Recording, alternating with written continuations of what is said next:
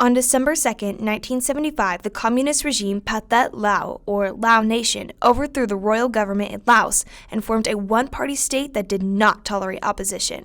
Military leaders of the royal government were sent away never to be seen again, and the new regime began an ethnic cleansing of the Hmong people living in Laos.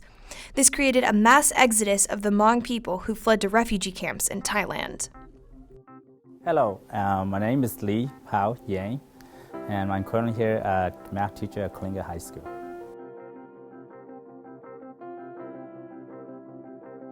So originally, I'm from Laos. I was born in Laos and currently living here in Clovis, California.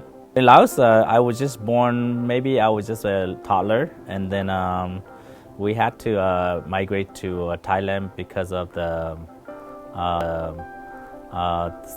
Vietnam War. My dad was recruited to join the army when he was a teenager, and then they were after the U.S. pulled out, they realized that anybody who was involved in the U.S. was in danger. So when we decided to migrate it was just more like a silent movement. You couldn't trust your neighbors. Well, before we got to Thailand, where we went to we had to kind of like cross the Mekong River. We were very fortunate that we were able to get a boat and hire somebody to take us across. And then when we got to Thailand, what happened was we didn't come to one of the established camp that was already there, the refugee camp.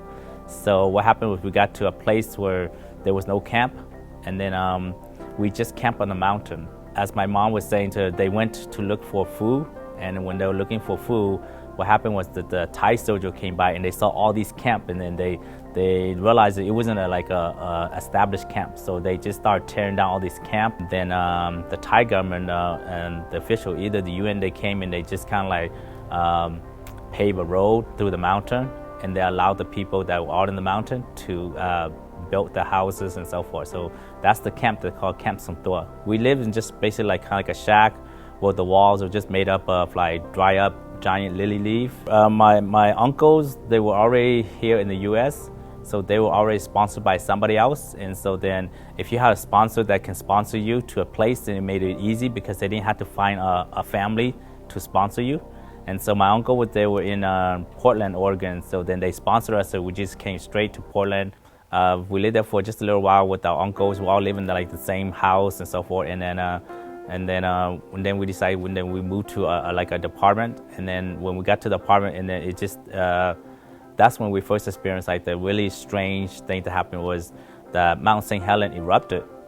So yeah, so after Oregon, we stayed there for about 2 years, and then the Hmong is kind of strange, but they just kind of knew where each other was, and they found out that California was a really good farming area, and so a lot of them started to like move to California, and then we heard about too, and then our relatives and our uncle, they started to move down, so then we all just decided to move down to California, especially just for farming, but also because the community, they needed a community, and we were all isolated, and we didn't have we basically had nobody. It was just more like just you, your family, and maybe a relative here and there.